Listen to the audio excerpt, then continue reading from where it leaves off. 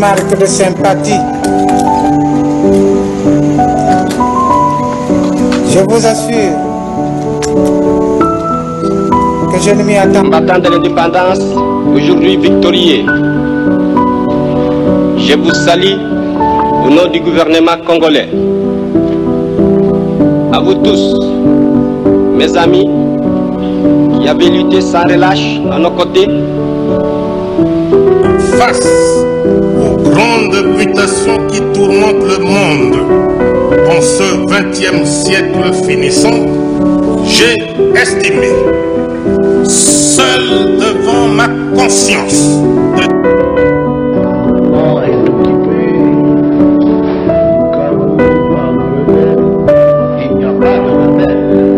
préoccupé à longueur de journée de mon avenir politique. Je dis...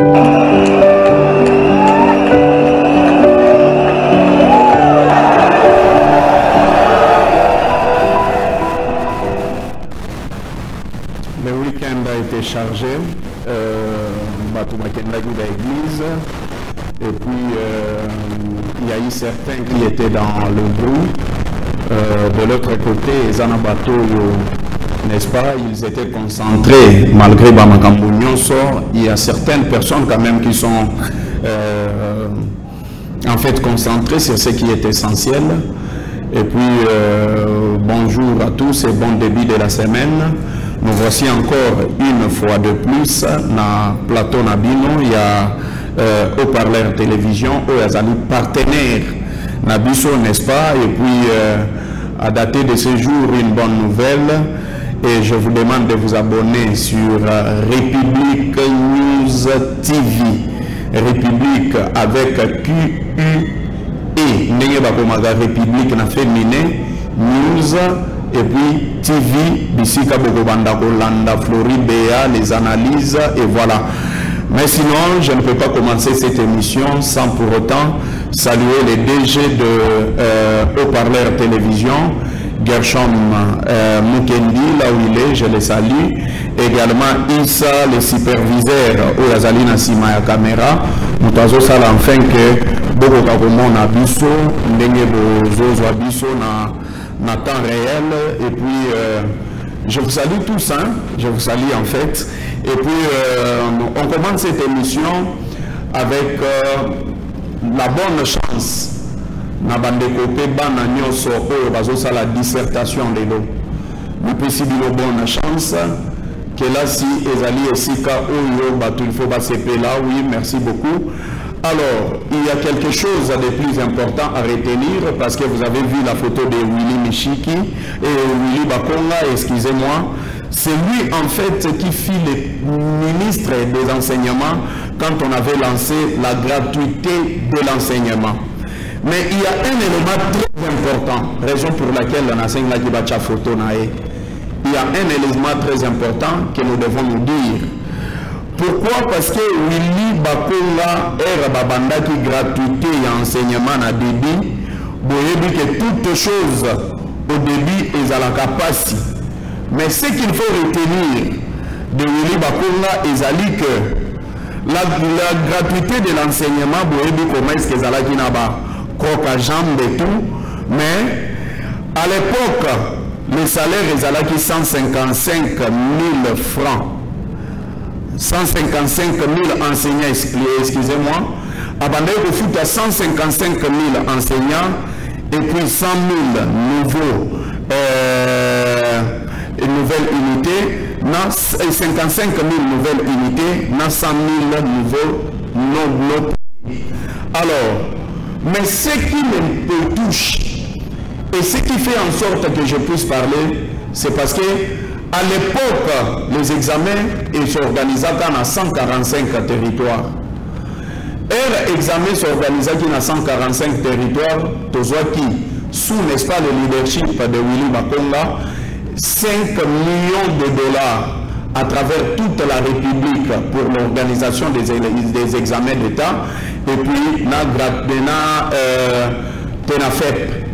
Mais ce qui me fait un peu mal et ce qui m'étonne, le début qui a été difficile, examen et s'organiser dans 5 millions de dollars, mais juste après que la gratuité de l'enseignement est là, tout le monde a fait un examen d'État, ils ont 30 millions, ils ont 35 millions, ils ont nagé entre les 25 millions à 30 millions de dollars. Pourquoi cette indifférence? Quelle était la magie au Salaki pour que l'enseignement, c'est-à-dire examen d'État, et s'organiser dans 5 millions et puis tout comme à 5 millions à 30 millions de dollars. C'est-à-dire, nous avons interpellé bateau, nous avons assumé ma responsabilité étatique, tout le monde. S'il vous plaît, aimons ce pays. Ceux qui on pouvait se stabiliser, n'est-ce pas, sur ces montants de 5 millions.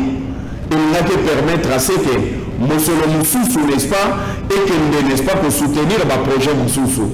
Bon début de la semaine à vous tous. Et voilà la raison pour laquelle tu as dit 30 minutes d'actualité et puis il y a analyse avec vous. Merci beaucoup. Vous avez été, n'est-ce pas, pendant les 5 jours avec un problème d'électricité, surtout dans la commune de Kalamou, commune de Kassaboubou, partie à Bandal, et puis coin 0 point Ebélé, où ils allaient toucher, où ils allaient, n'est-ce pas, alimenter la sous-station à Founa. Mais laissez-moi vous dire qu'il y a eu un problème dans la sous-station à Founa, où ils allaient en sorte que le travail de la SNEL avait 2 problèmes dans la sous-station à Founa. Il y avait vraiment des problèmes. Et pendant ce moment, les DDK de Litukuzu, ensemble avec M. Flori Maswaku, qui est le directeur de maintenance, et puis le DG Fabrice Lusinde, ou le Bazaliba, agent Yasnel, ils ont essayé de faire quelque chose pour que pour Salamini et se rétablir.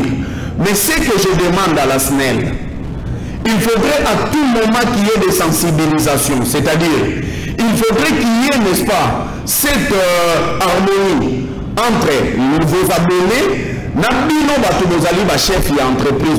Pourquoi? Parce que qu'est-ce que coûte, n'est-ce pas, l'électricité dans la vie à Bakongolais. On a eu, n'est-ce pas, à tout moment appel, et c'est ce qui fait en sorte même que Batoumoussousou va critiquer, n'est-ce pas, chef et entreprise. Pendant les 5 jours, il n'y avait pas d'électricité, il n'y avait pas de communiqué. C'est juste après que nous avons ici toujours communiqué que le travail s'est bien fait et puis il y avait des problèmes. Dans Nambou, il y a sous-station, il y a Founa. Et je pense, n'est-ce pas, au bon management, il y a Fabrice Lusinde, je pense qu'il va améliorer. Je pense, n'est-ce pas, au bon management. Je fais confiance à M. Deli Tukuzu, qui est le DBK. Il va, n'est-ce pas, cette fois-ci, faire en sorte que s'il y a des problèmes, les gens ou les journalistes et les communicateurs vont avoir des informations pour que aider la population à évacuer, il y a des problèmes. Chaque Congolais, je vous ai dit, aujourd'hui, notre pays est sous une crise énergétique. Nous avons une crise de courant. Mais ils allaient non proclamer, même il fallait proclamer en haut, le gouvernement de Kinshasa, ils savent que nous allons dans la crise. Et puis, ils savent comment est-ce qu'il faut passer la lotiliki. Et je vous demande déjà, vous, qui se plaignait, qui nous écrivait à tout moment pour nous dire qu'il y a un problème d'électricité, de changer d'ampoule. Ampoule, il y a rouge, il y a ampoule, il y a rouge. Tu n'as pas besoin de ça. En réalité, on n'a pas besoin d'ampoule rouge. Et vous voyez, n'est-ce pas, watt est belé. Et vous savez que la consommation, il y a énergie et la belé. Vous voyez, ampoule, il y a peine. Pour permettre que même ceux qui ont voté là, ils ont énergie et belé. Pas seulement ça. Je vous interpelle, chers Congolais, tu as dit que tu as la unité, tu as la mini. Mais, elle va faire la planification, il y a des délestage. Donc, il était que c'est un gabatu bambongo pour la non, de délestage. Et ça, c'est du vol. On ne peut pas acheter ce qui est déjà bien planifié. Et nous aussi, nous devons arrêter cette fois-ci avec le raccordement clandestin. Exactement que ceux qui nous ont couranté, n'est-ce pas, au pays non.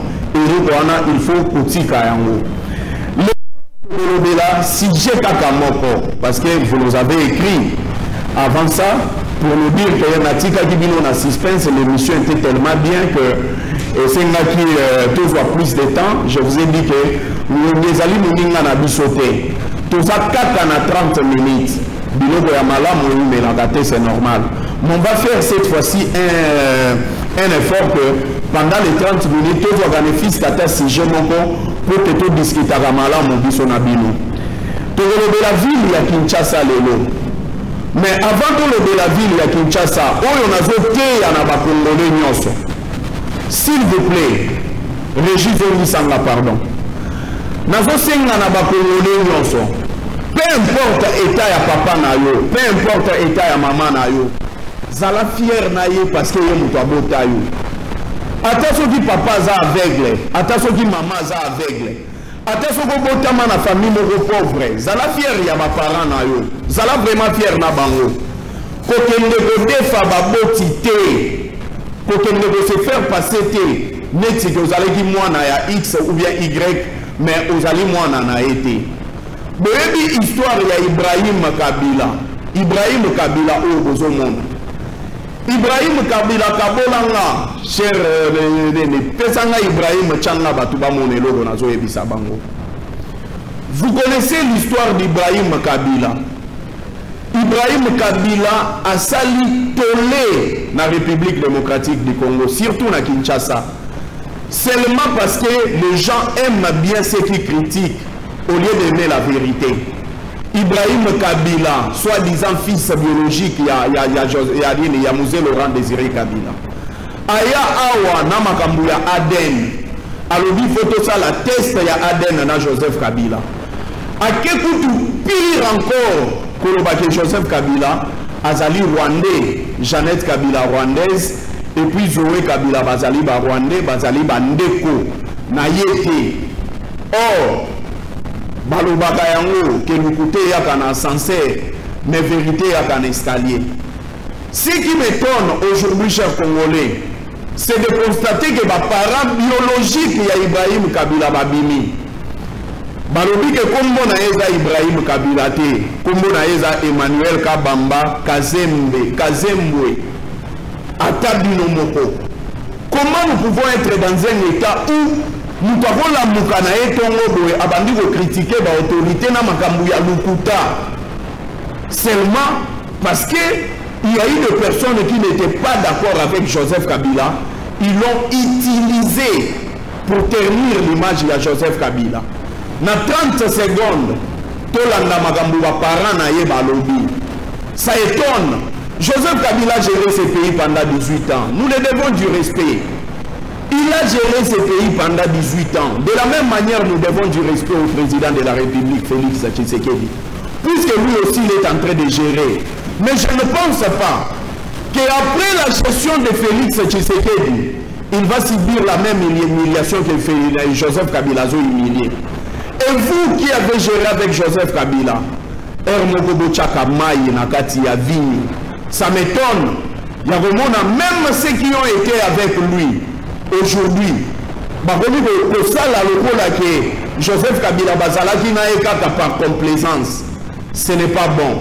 Vous allez ignorer, n'est-ce pas, Félix Tshisekedi après le pouvoir. Parce que Bino Bozabantungo, Baluto Amalewa, Toyebi Bino, Luto Amalewa pour mon côté, Toyebi, Lobi Bozalaki na Joseph Kabila, Lelo Bozana Félix Tshisekedi. Lobi Sogi président Moussou Soye, Bogoti Kaye, Bogo critiqué. Mes chers Congolais, tout l'andelo de papa ya Emmanuel Kabamba Kazembwe na maman na e makambu balobi dans 30 secondes après tokota na makambu ya ville ya Kinshasa. Et puis si passi comment que muto ignorer ba parents na e peut a changer ba boti na e tchela biso volume s'il vous plaît. Tchela biso volume ba Congolais faut ba eba. De quoi il s'agit réellement?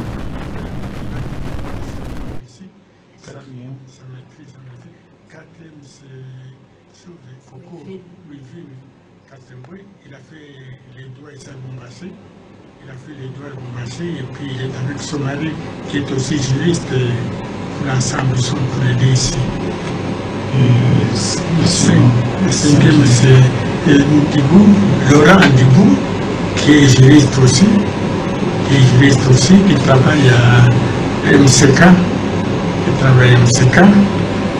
puis, il y a le sixième. C'est Christian qui est en Afrique du Sud. Nous sommes en train de se retrouver avec un peu de jambes comme ça. Et puis, l'autre nom de Christian Pondé. Et puis l'autre, ce sont des musulmans qui est la septième, qui a fait des licenciés en sciences hospitalières. Il s'appelle comment? Monsieur Nejaki. Licencié en sciences hospitalières ici à Bombassé. Il travaille avec les missionnaires côté de Tabac. Tabac, côté tabac, ça y est, il a fait travailler avec ces gens-là. Avant. Et huitième, c'est lui. Huitième, c'est lui. Emmanuel Kabamba, l'autre nom, c'est Kabamba Kassembre.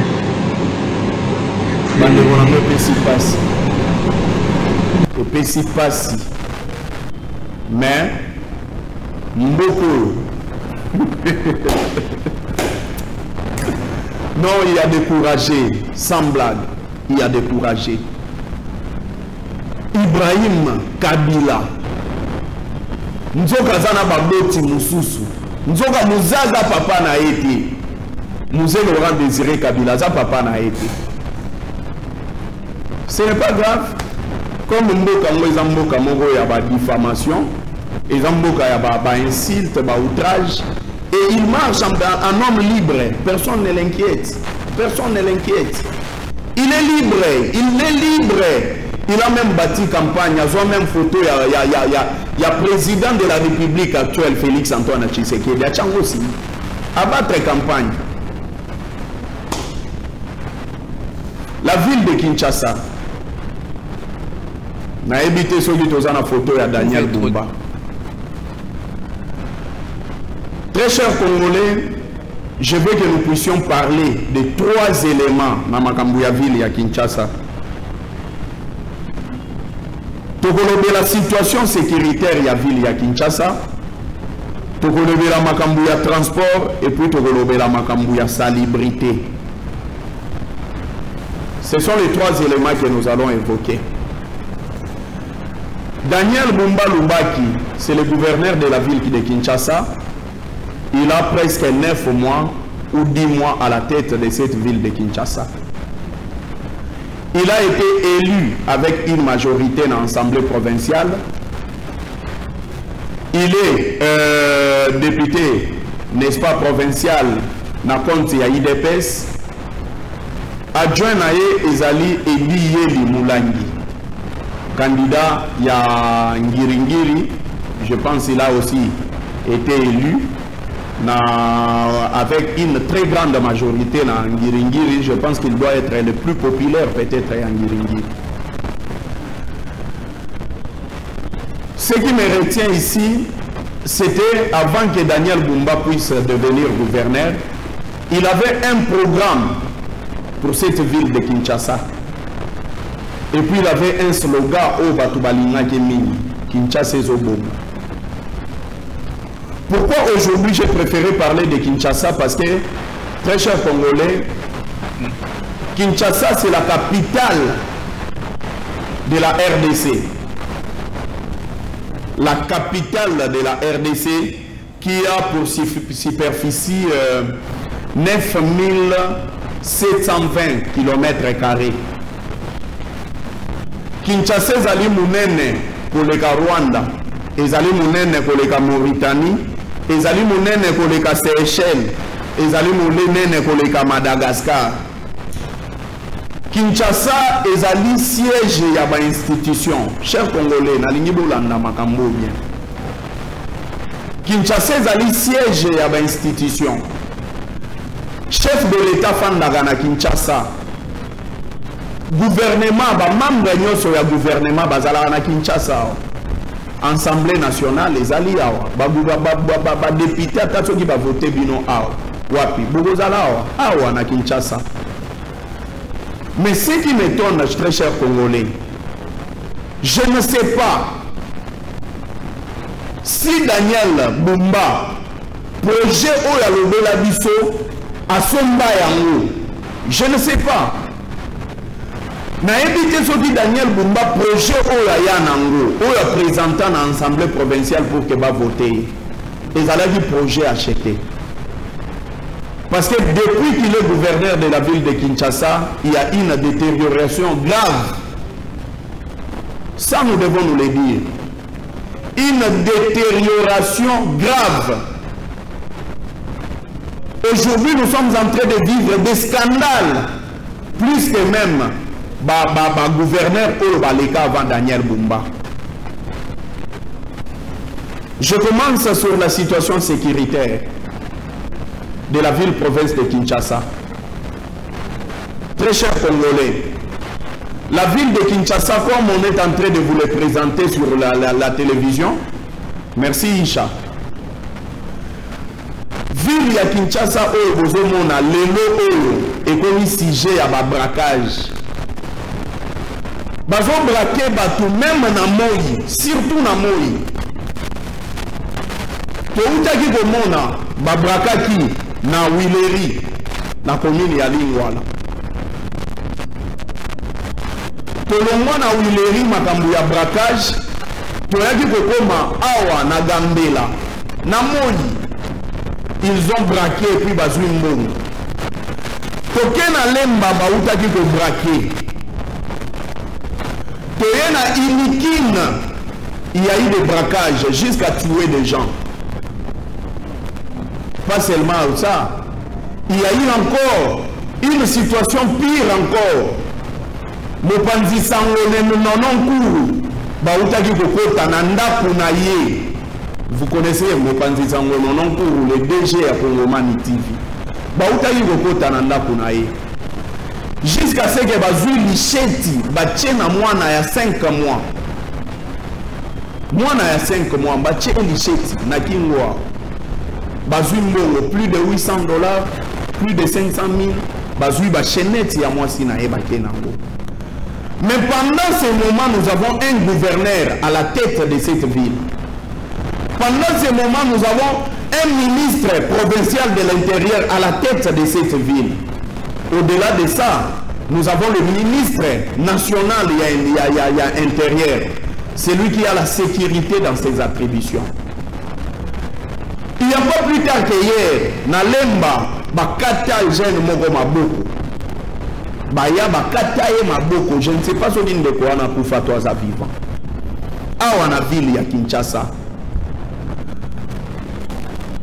Daniel Bumba, nous vous appelons à être à la hauteur de vos responsabilités. Soyez à la hauteur de vos responsabilités. Ce qui m'étonne de tous ces dégâts et salémines dans la ville de Kinshasa, jusque-là, il n'y a rien, je dis bien rien, comme interpellation dans la part de l'Assemblée provinciale. Babengisana Kabouya, Thierry Kabouya, le ministre provincial, Babengayaya, allez vous expliquer. Comment est-ce que tu as mis la ville de banditisme maison le cas? Et puis les gens sont à l'aise. Ils peuvent entrer, braquer, baboni, baïdi, baké, kimia.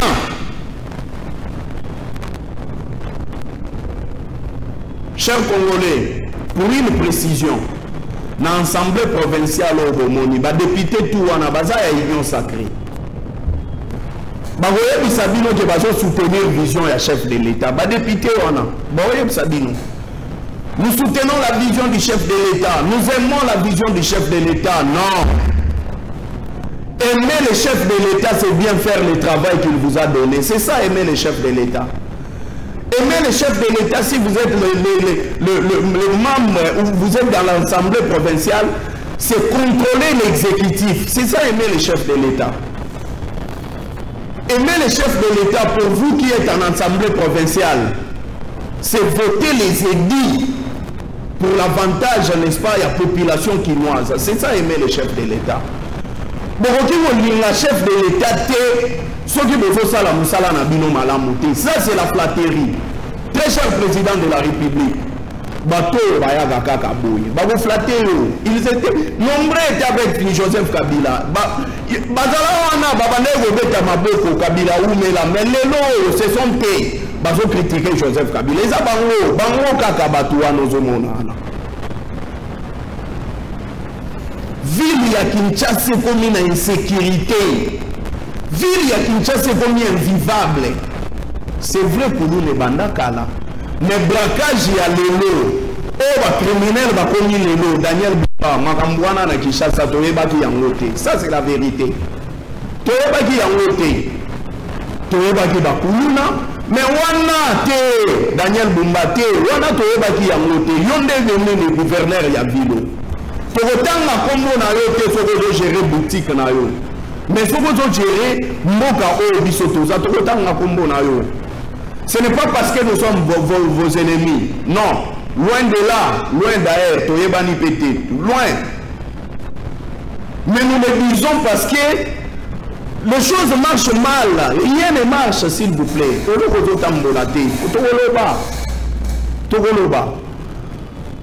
Nous parlons parce qu'il faut boyoka. Population veut vivre en Ndengeni. Nous pouvons répondre la baboti na bino na bana na bino. Je pense que vous allez trouver des solutions. Vous allez trouver des solutions. La sécurité à ville à Kinshasa, n'en parlons pas. Il n'y a plus de sécurité ici. Et là, cher Congolais, je vous ai montré la vidéo la semaine passée. Dans le village à Bingi Bingi. Vous, la jeunesse, vous, Bakangis est là. Parce qu'il fallait le chef coutumier, il fallait implanter à côté Batou Bakoufi. Donc, le chef coutumier a 14 millions de dollars. Yo jeunesse, 14 millions, jamais à 100 000 dollars. Jamais. À 50 000, à 2000, 2000 dollars, c'est avec vos miettes de 100 dollars, 200 dollars que vous avez mis sa jeunesse. Mais jeunesse, à Zawana. Et ça, ville na yo Daniel Bumba, Batubakufaki, pour na Batubawela, Bazoela 14 millions de dollars. Bazoela yango. Et puis, baza même pas na Sony, ozomona chef coutumier na lobi que non, makambuto zoela ndembongo. Non, mais bozoela mbongo, pourquoi vous bomisa bat? Ça n'a pas de sens. Bozoela mbongo, oui, mais vous bomisi batu pona nini? Pona nini?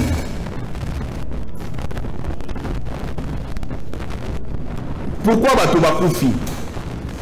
Ils sont là. Kimia. Sans honte. Bazo Sabino Geza Makambouyambo. Jeunesse. Zotan à vous réfléchir. Jusqu'à quand vous serez le marchepied de ces gens? Jusqu'à quand? Jusqu'à quand vous serez utilisé, vous la jeunesse? Pourquoi? Et jusqu'à quand? Jusqu'à quand vous allez utiliser Bino? Jusqu'à quand? Jusqu'à quand Bagosi Misao Pinet? Jusqu'à quand Bagotika Bagosi Misao Machette? Si nous colonini et vous avez conscience, nous colonini, n'a évité. Vous continuez vous allez la marche pied. Banana bango, bota la vie na bango, bota la vie à banana bango. Na ba jeep, ba ebi jour ba kota zandote, ba ebi jour pas ko kota ga gambelate. Na babar na bino ya bakapela ba ebi jour ba boyaka te mais bazo bonisa bino boza pe prêt ya mokufa pona bango. C'est malheureux. La ville de Kinshasa est en nuisance sonore. Je vous dis une nuisance sonore. Musique ko banda robeta tongo ti et je banate boya na victoire. Boya na victoire. Boya na victoire, bota la ndenge batu ba beta ka musique, mais tala salité, tala salité. Tala salité, tchela nga ba mayi wana ya salité wana tala. Mais il y a pendant ce moment, il y a des ONG et yaka il faut combattre na butu. Dans la salité. DG à OVD. DG à OVD. Toyebi Moussala na yote. Toyebi te. Moussa quand même prêt. Yago kende golobake na bokani sabatu. Na ebite. DG à OVD. Moussala na yoni. Le gouvernement Zocha Monsoloté. Mais si le gouvernement Zocha Monsoloté démissionné. Démissionné. Maboulou est commis partout. Maboulou est partout. Actuellement. Maboulou est partout. Kirage ya bakanivo ça le magaté. Kirage est ça le matin. Bakanivo ça no kiré. Nous sommes à OVD zanini. Ezanini. Monsieur, démissionné, chef de l'État. Ces gens, pourquoi vous les laissez? Vous avez dit la bangonine, bateau, DG à OVD, boutique lieni. Un incompétent, de haut niveau d'ailleurs. Azali incompétent, nous devons le dire. Mais il est là. Bango, et puis, ce qui est grave, Bazama Kassi n'a pas photo et chef de l'État Nassima. Bazama Kassi, c'est une manière de flatter le chef de l'État. La meilleure manière de flatter le chef de l'État, c'est bien faire son travail. C'est simple. Salam Moussala n'a bien ici. Salam Moussala m'a bien. On n'a même pas photo et chef de l'État Simanayo. Parce que c'est lui qui va porter le bilan. Mais un autre problème, toujours dans la ville, il y a Kinshasa, il y a problème, il y a transport. Problème, il y a transport. Je vous dis, si le lot, Daniel Bumba, taxation et fixation, il a pris à Batigala Rosa Langote. Fixation, il a pris les athées. Moutuna Moutou, Azocha pris na ye nenga lingi. Kala, Toyebaka, il fallait destination. Bokobi, Matete, Victoire et Komami, n'a pris Kala. Kala Zalaga Bongo. Mais le lot, transport et bani prité. Daniel Bumbazana, transport et bani prité. Mais vous prenez 500 francs, Boba Miso, 500 francs chaque jour na ba motard. Wapi ba parking. Ba motard bazana ba parking te. Et on va bien bosser la geza ko kanga bango. Bozo kanga ba motard en désordre. Et comment on appelle ça, infraction, infraction, ce qui peut prier, il faut foutre à amende. Et ça va 150 000, 200 000, 100 $, bozo ça la nangoni. Ville à Kinshasa, c'est malheureux. Je vais citer plus rapidement parce que ça a un message moko yambe komoko akomela kinga na kotanga yango. C'est concernant les dossiers qu'on avait parlé hier. Il y a Nani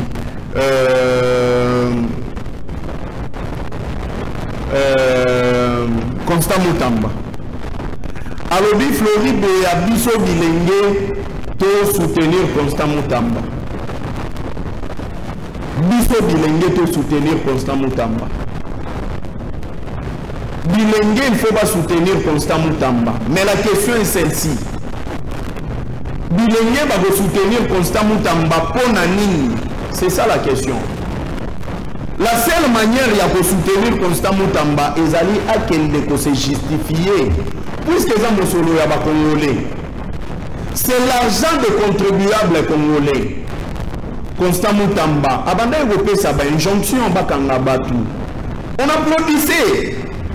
Mais ceux qui vont bénéficier au nom à sa jeune, pour soutenir jeunesse, mais ceux qu'il faut soutenir jeunesse, parce que Constant Moutamba sa jeune, soutenons alors de Koulouna aussi, parce que Bazala Bilenge.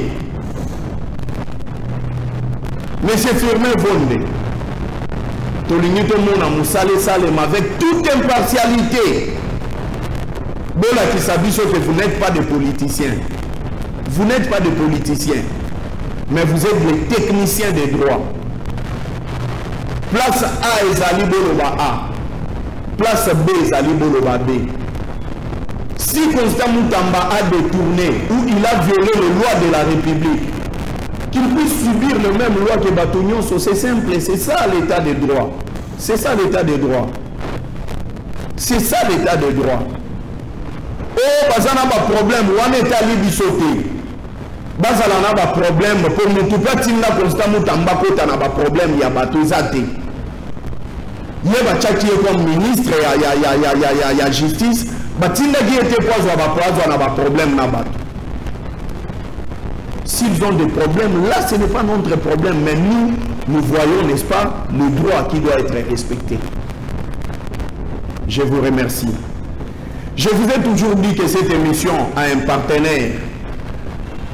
Aujourd'hui, le partenaire a que vous surveillez Exeta.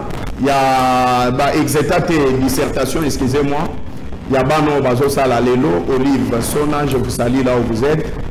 Venez nombreux, venez devenir le partenaire. Il y a émission. Si vous aimez Floribéa, n'hésitez pas de nous écrire.